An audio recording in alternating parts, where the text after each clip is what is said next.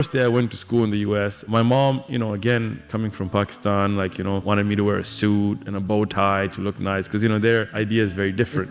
So I walked into school with like a suit on with a bow tie and I was like, hello, my name is Usman, how are you? And they beat me up that day. Like I jumped 3 times the first day. Yeah. Same day, big black eye, ripped shirt, bow tie gone, all that, came home. And my parents were divorced, it was a very secular household. We weren't religiously inclined. When I was around 10, I knew the gang. Like they would know me. I used to fight a lot because, again, people would make fun. Our students have screws loose in their head to begin with, so it would just end up being a fight. When I was 12, I had an Irani friend. He was not Muslim. I didn't have any Muslim friends growing up, So his family was from Iran. They were Shia, but they became Christian to get a visa to the US during the revolution there. So his family were all Christians. But he was Irani and I was Pakistani, so in school we're the only 2 semi-Middle Eastern guys. So I used to hang out with him, but he liked to start fights. So he picked a fight with these guys from a gang called Lomas 27th Street. It's a Latino gang, and they started beating him up, and I saw him. I jumped in and I started fighting and he ran away.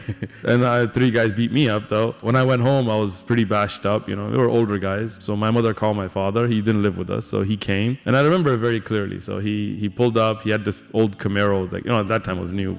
And he pulled me in a room by myself and he told me, I only have 2 questions. Did you run? I said no. He said, did you cry? I said no. I said, okay, we're good then. So he grabbed a baseball bat and got in the car and said, let's go find them. So we drove around, and the gangs have particular areas where they post up. This is they have to represent the hood. So I knew where they would be. We went there. We saw them. I told my father, that's them. We both jumped out. He took a bat. He hit one guy in the head. My father cracked one's shoulder, shattered his shoulder. And the other guy, he cracked his head. And again, my father was was a tough guy, so they ran. The problem got to be is then my father drove off and went to his house and I had to go to school the next day. So I very clearly remember going to school the next day, and I remember just walking down the hallway and people going, hey, there's that dead kid, the one that's going to get killed today. Oh. Lomas 27th Street was about 500 strong. I was by myself, 12-year-old kid, and we had just cracked one guy's head and broke that guy's shoulder. So basically they were going to wait till school's over and they were going to roll up from the high school, because this is elementary school, but they would come from the high school to mess with us. Older guys, yeah.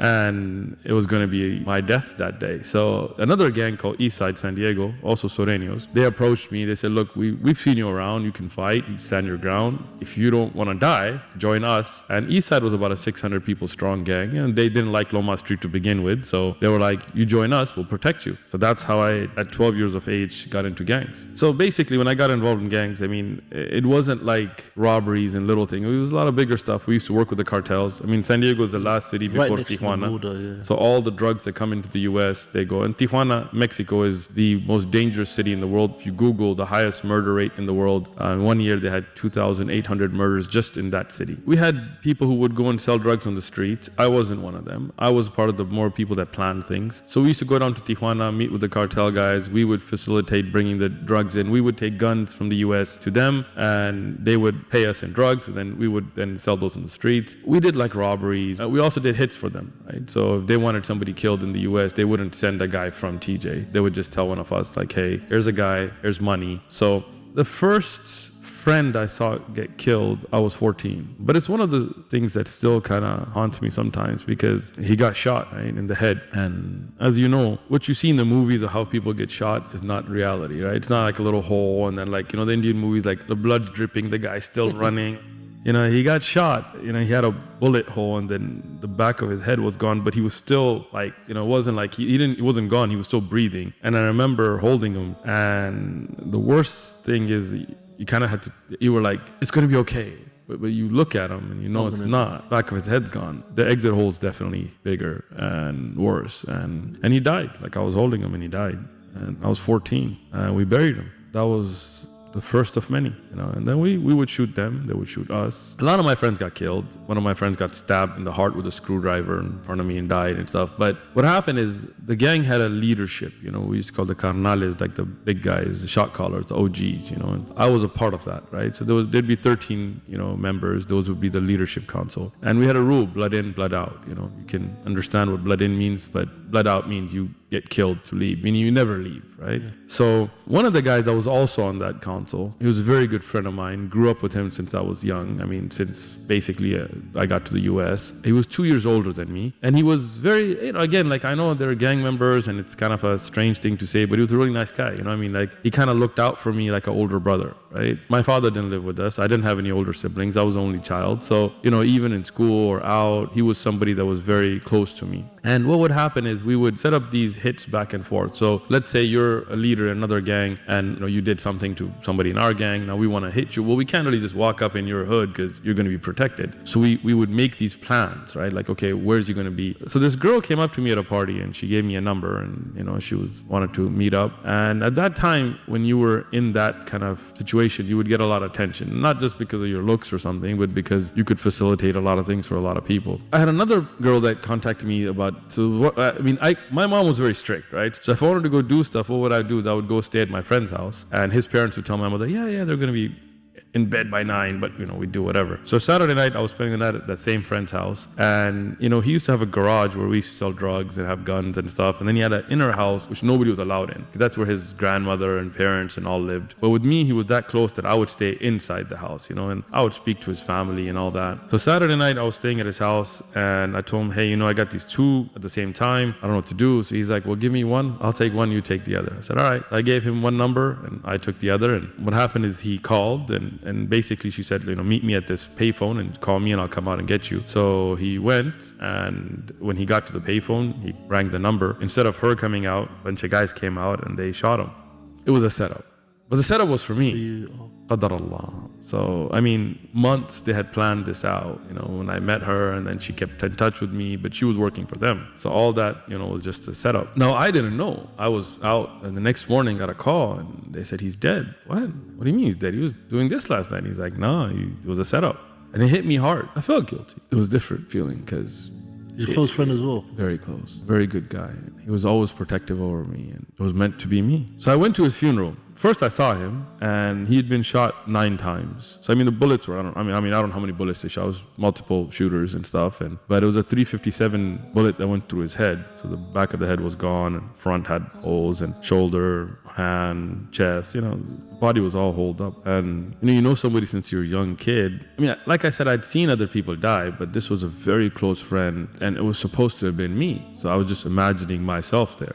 So we had a lot of money, like we used to bring drugs. We couldn't put it in a bank. We couldn't buy property. We couldn't invest. So what we'd do is we'd buy cars and put expensive rims on them. And so we had a really nice 64 Impala with rims and hydraulics and paint job and custom seats and all that. And I was 18 at the time. So it's not like, it wasn't really mine. It was ours together from the money that we all got from the drug trade and stuff. And he used to take care of that car. Like he was really into cars. I wasn't really a car guy, but he was really he would wash it and clean it and all that stuff. And I saw his brothers were driving the car, and he had 13 girlfriends, not girls that he slept with, who knows, but 13 that were like his girlfriends, like that they all knew about each other and all that, And each one of them was at the funeral, but crying on some other guy's shoulder. I watched this. I watched those girls go home with another guy. I went to his house. I was very close to his family, and obviously his mother was having a panic attack, and his grandmother was crying, but his brothers were already fighting over his things. And at that time we had these jackets called Ben Davis. They were heavy jackets, and they were like expensive. For us, they were expensive,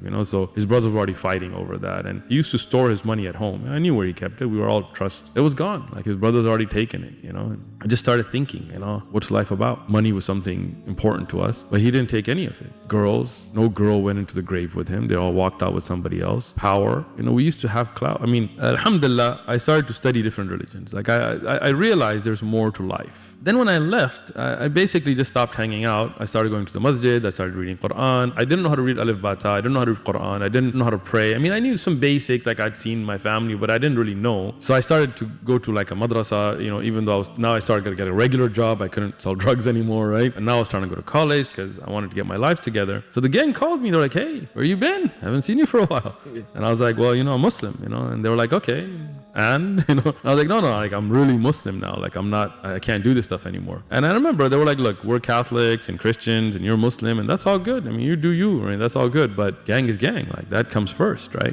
Whatever. And I was like, nah, unlike you guys, I can't do that. Like I can't just go confess. I can't just be like, Jesus died for my sins. Like if I'm Muslim, I'm Muslim. Like I gotta live it. Like I can't sell drugs anymore. I can't be partying. And they were like, well, I mean, you know the rules, blood in, blood out. Whatever religion you want to follow is up to you. And they were very respectful, like of religion generally, right? They were very respectful of clergy, like of priests, but the rules are rules. Right? And if you don't obey by the rules, then what do you have, right? Chaos. So I was like, all right, well, I mean, you know me and you know what I have done, what I can do, and I know you. And if you come, it's not going to be easy. It is what it is, right? And that was probably the most stressful time in my life because I wasn't worried about myself. I considered myself dead already, right? Because so many times we'd been shot at and stuff that, But what I was worried about is they're going to shoot the house and they're going to kill my mom. That's what I cared about, and I couldn't live with that. That my mom gets hurt because of me. So at that time, I used to have an attic. The attic had a vent to the street. So, like little, so I would spend the night there with a gun, just waiting. And I knew how it was going to be done because I was part of the enforcement before. They would wait till 4 a.m., 5 a.m., Fajr time because gang members would stay up late. But by that time, you get drowsy and you just pass out. And then they just shoot up the whole house. So I was just waiting. And a day went by and 2 days and 3 days. And the stressful thing was they knew everything about me. They knew my schedule. They knew where I lived. They knew my family. They knew everything. After a while, I started thinking, I used to roll with these guys and we went through crazy experiences together. We were shot at. We were stabbed. We shot at others. We were arrested and we didn't rat on each other. We were pulled by police and all of that we lived through. I owe it to them to at least tell them about Islam. If it changed me, maybe it would change them. And I felt guilty. I felt like, okay, I got this amazing thing, Islam, that now I realize the purpose of life is not sell drugs or party. And now I realize there's a greater purpose and why we exist and why we were created and Jannah and Jahannam. But these guys don't know this stuff. So I said, I'm going to go to the hood. I had started to grow my beard. I was wearing a thobe, imama, so I changed. And I wasn't going to go armed because I'm not going to take them on, right? So I was like, okay, I'm just going to go. So I started walking and I can't imagine what they were thinking. Some guy in a robe is coming. I don't know what code they sent. But they didn't recognize me at first because I was, when I got close and they looked at my face and they recognized me, they were like, what are you doing here? Are you crazy? And I remember one of my friends that I grew up with that, he was still an active gang member. He told me, look, I don't know what you're doing here, but I swear to God, you're not going to walk out of here alive. We were sitting here thinking, how are we going to kill you? You just came here and then they patted me down. I was like, I'm not armed, and they were like, you're crazy. You're going to die here. There's no way you're going to walk out of here. At that time, I was like, all right, well, it is what it is, right? I mean, how long are you going to live looking over your back, whatever? So I told him, look, let me just talk to you. Give me 5 minutes. Let me just tell you something, what changed me, and then do whatever you got to do. So I started talking about Islam. I'm talking look, this guy got killed. This guy got killed. Where's his family today? Look at the hardship. His mom crying. You're going to get killed for what? For what drugs you're going to take with you? What money you're going to take with you? This guy just got stabbed. This guy got this. This guy's doing the rest of his life. His kids are messed up because he's never going to get out of prison. What's it for? What's all that money going to do for him in prison? There's no girls in prison. There's no fun in prison. There's no ice cream, no sunshine. What's the point? And of course, they had the same thoughts, so it resonated because whatever I was going through, they were going through. So 2.5 hours later, one of them, the OG, told me, look, we're going to give you a pass. Let's go. Just get out of here. We don't want to ever see you. Don't ever get in the hood. Don't ever let us see you. Just go. And in religion, we respect it. Leave. I told him no. Tell him, look, I'll leave on one condition. You guys come to the masjid. Just one time. We'll make food for you. We'll sit down in a good environment, not this kind of place. And just come. We're like, this guy is crazy, we're letting him live and now he's putting more conditions on us. And then after a while, they're like, all right, fine, we'll come. Now, again, there were 600. Not all of them came. Maybe, I forgot, maybe 70 or 60 or something. Many of them, maybe 20, I don't remember. A lot of them came, not the same day. Alhamdulillah, 12 of them became Muslim, Look, it's not a fairy tale, right? Some of them still got killed. I mean, it's not a movie. It is reality. It is what it is, right? One of them, he had killed somebody's cousin, and even though he left the gang world and he was coming to the masjid, one day they saw him at a store and they shot him. One of them ended up, he used to sleep around a lot. He had AIDS, he died from it. Some of them got locked up for stuff they had done in the past. But I can tell you, alhamdulillah, I still know some of them. And they're Muslim, and they left that world. They had to leave San Diego and stuff. So alhamdulillah, some of them did become Muslim.